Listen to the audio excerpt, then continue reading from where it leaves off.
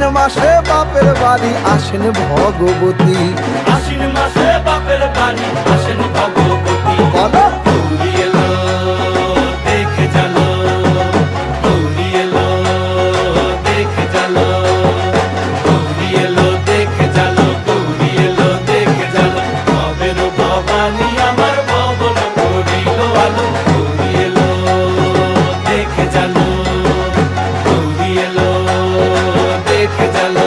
ও দেখি সিংহের উপর উইঠা চুরি, অসুরের টিকি দড়ি, গলায় দিছে সাপ জড়াইয়া বুকে মারছে খুঁচা।